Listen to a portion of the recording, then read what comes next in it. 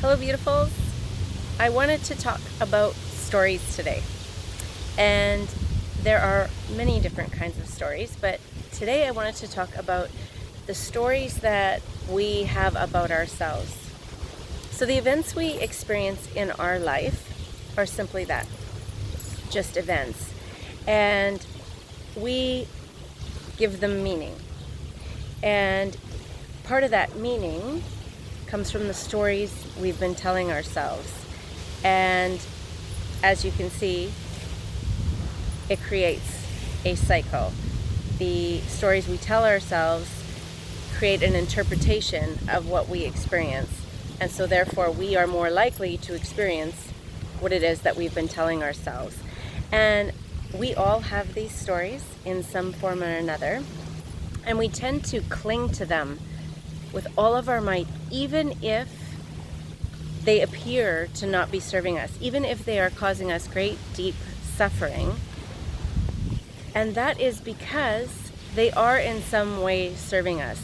And it takes a little excavating sometimes to understand what the purpose is that they are serving for us. But at the end of the day, they basically give us some sense of protection and hope. And it's usually false, but it's based only on what we've experienced and what we've known. And our ego really desires to hold on to that identity, so it inhibits what we can see. So the stories that we're telling ourselves are basically blinders that we've put on, and they prevent other interpretations of our experiences. They prevent us from seeing the opposites or the different aspects in our life.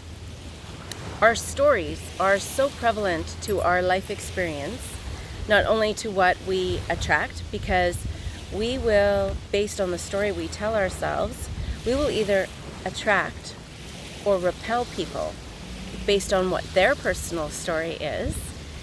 Our stories actually also impact our physiology. Yeah, they do. They actually can change how we carry ourselves, how we stand, how we feel, even our health.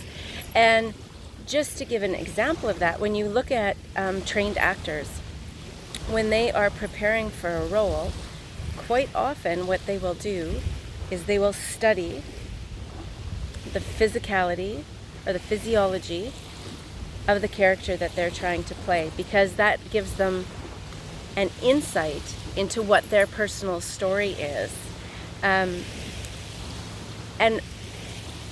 when we benefit the most from life is when we can extract ourselves from the story and just have an experience.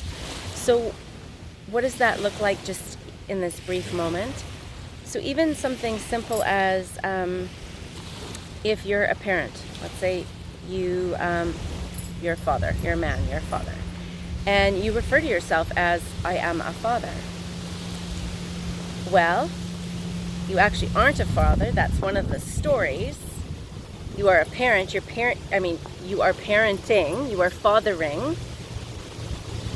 But if you claim that you're a father, that's your story, and that's the role that you are confined to. And quite often, the story that we tell ourselves about, for example, we'll use the father, about the father is based on stories that our father and the father before us had. So our stories go back a long way. And in order to change our life experiences, we need to change our story, because we cannot heal those wounds playing the same character in that story. And so we need to change the script, and we need to change the characteristics of the character in our story. And like I said, we all have them, and they range from really big and deep entrenched stories to small stories.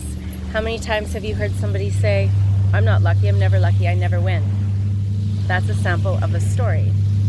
So as I mentioned at the beginning, we really cling to these stories. So changing them can pose a little bit of a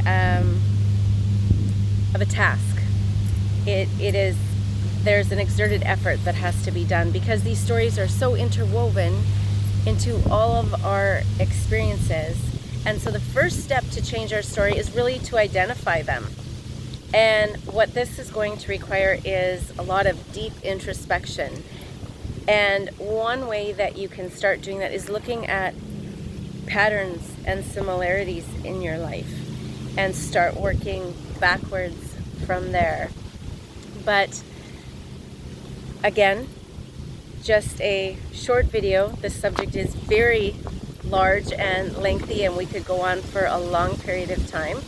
But just another tool in the toolbox, just another way of looking at something to maybe help you with improving your life experience. Until we speak again, please stay nourished, hydrated, and well rested.